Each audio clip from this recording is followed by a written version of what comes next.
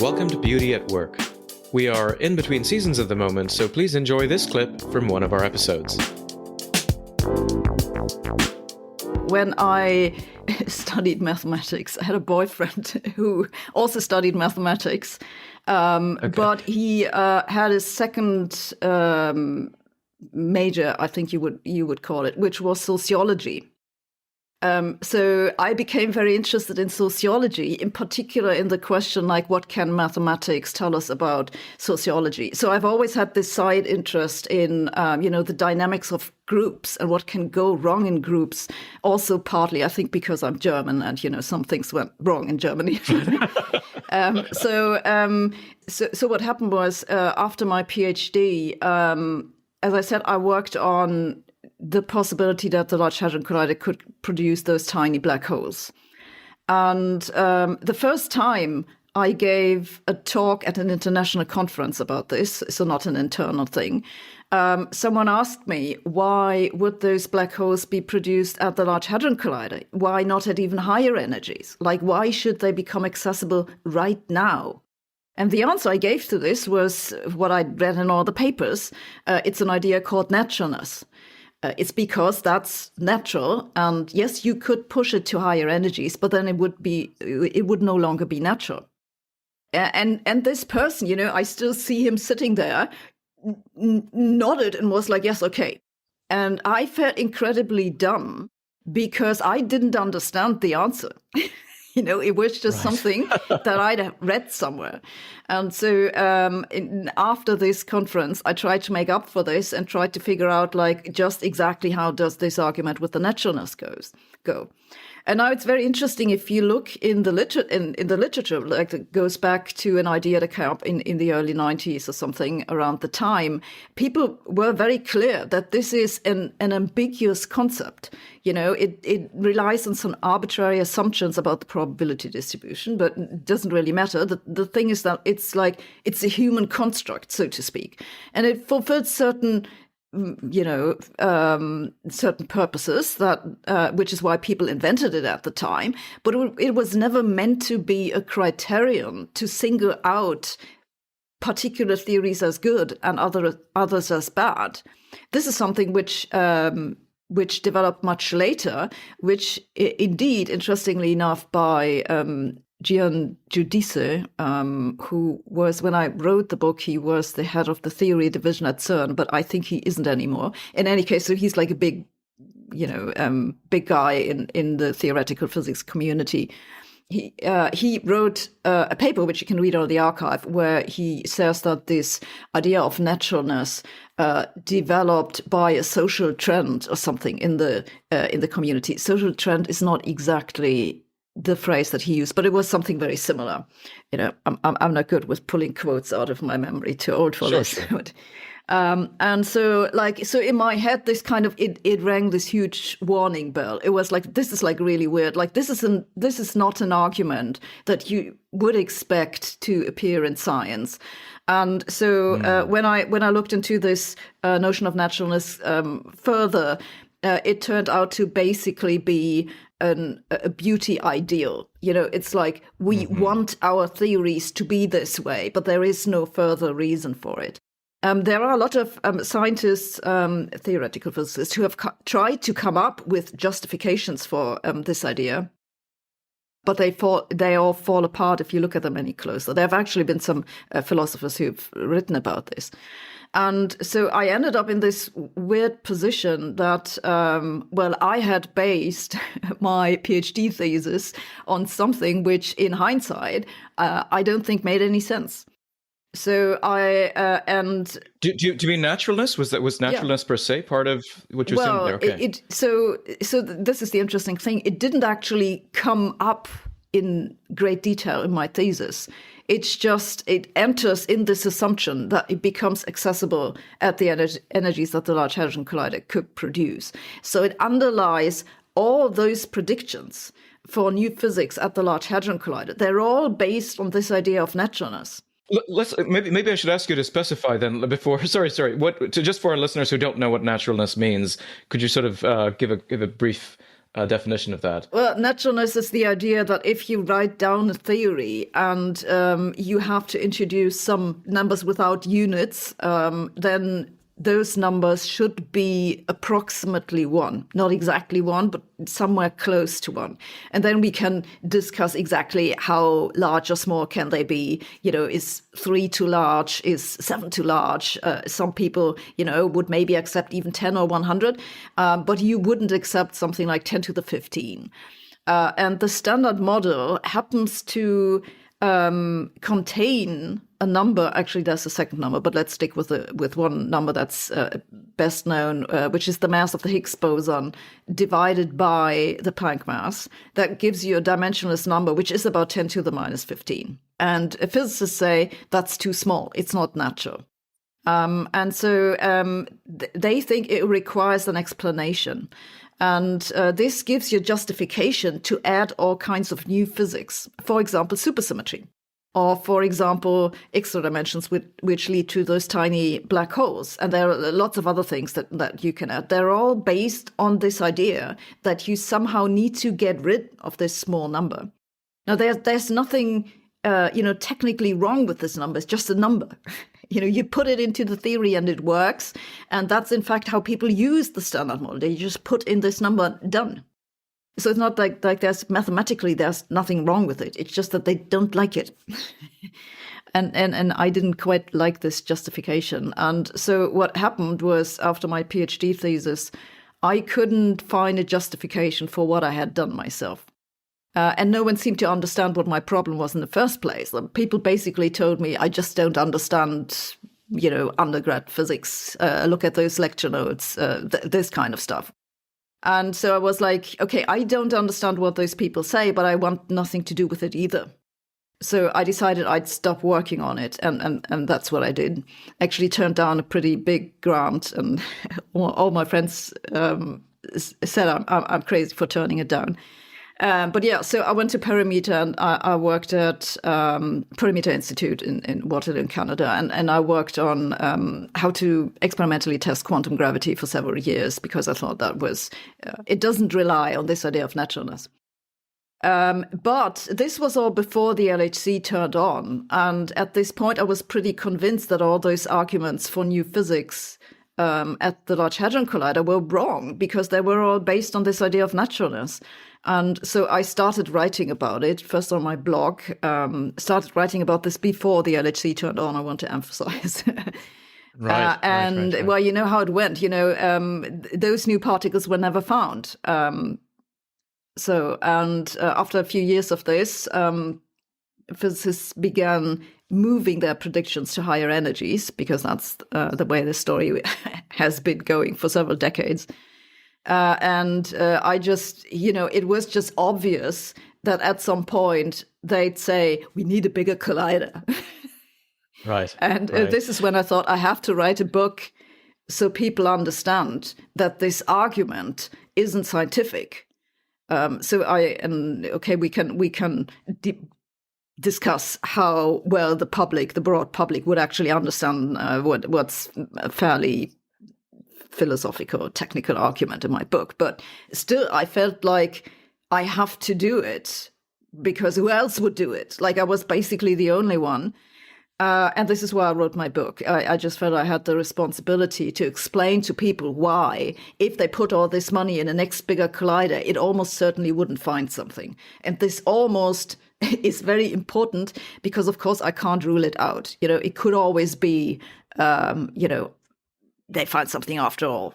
Right. Yeah, so it's a sort of canary in a coal mine situation, right? It seems like you were sort of raising the warning bells and pointing to the red flags as the LHC is taking off, and so there's naturalness as one of the criteria that's being used in making these predictions. There's also, you say, simplicity and elegance. Are they also driving these predictions? Could you say a bit about those?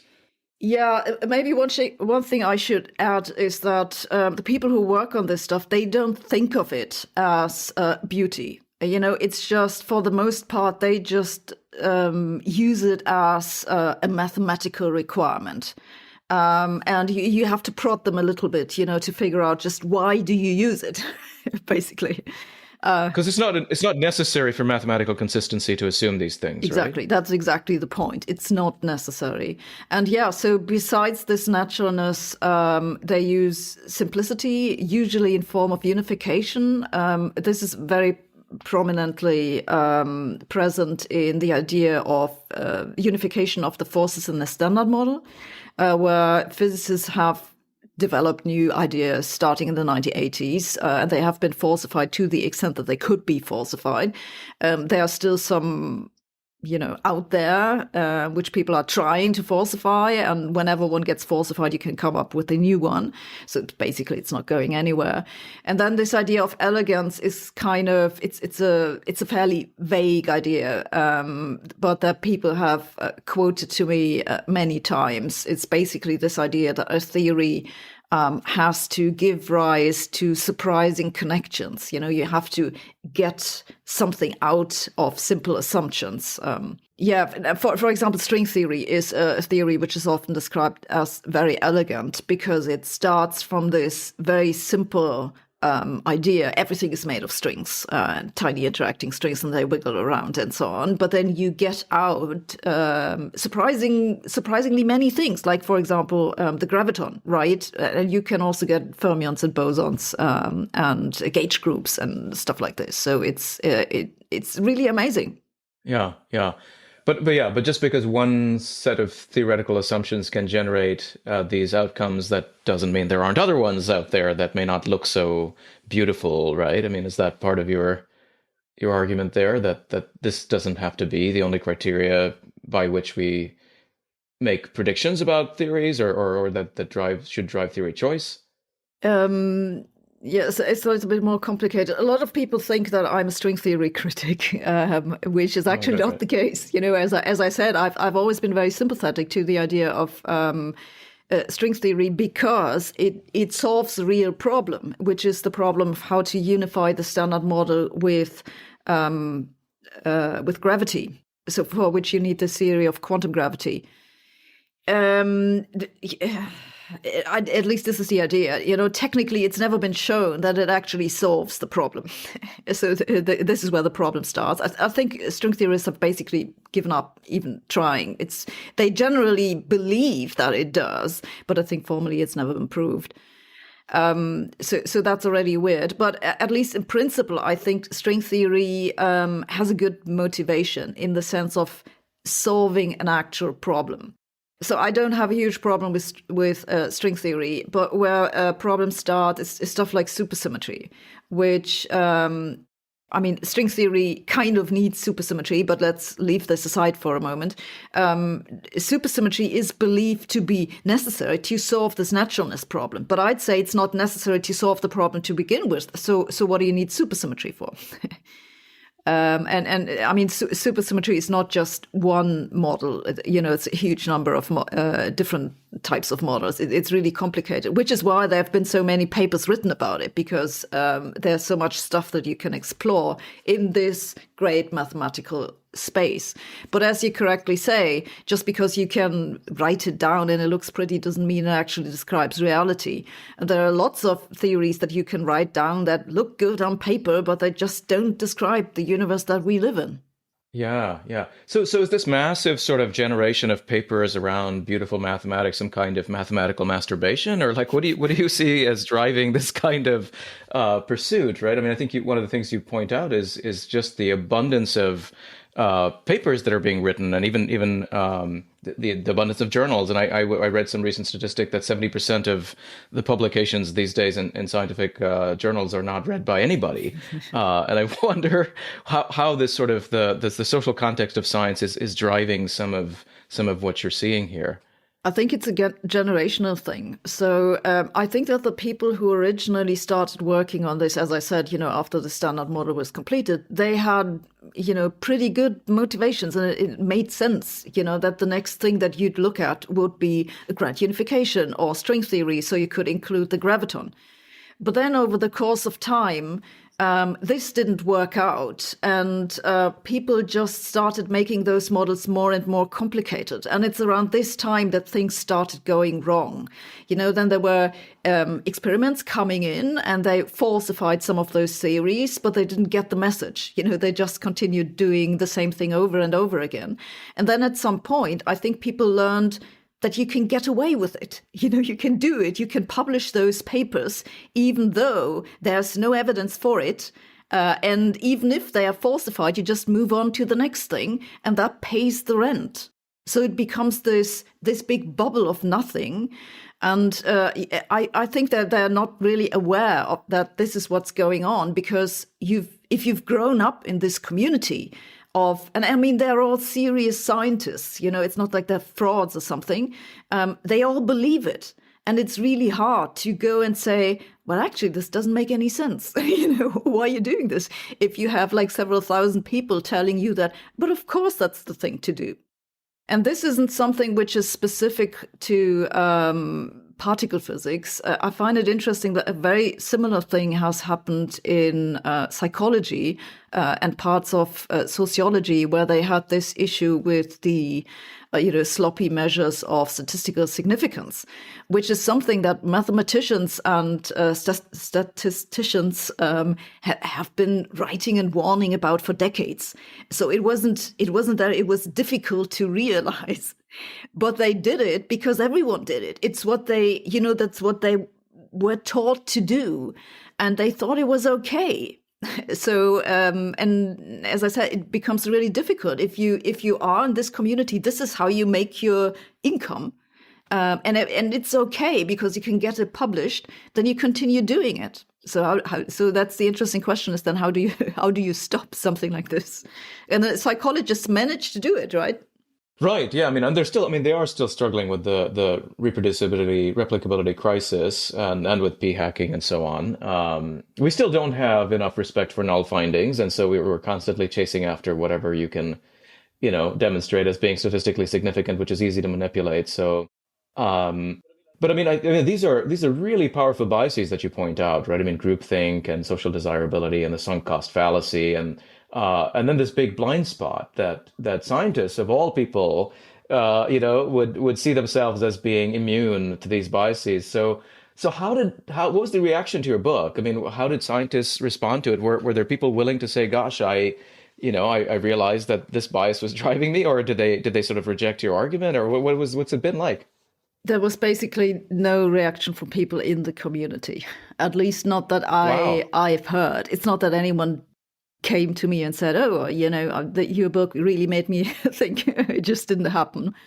But I mean, I've been very vocal about it, and I've made fun of particle physicists deliberately, I have to admit. And it's interesting if you look at interviews that particle physicists give on both sides.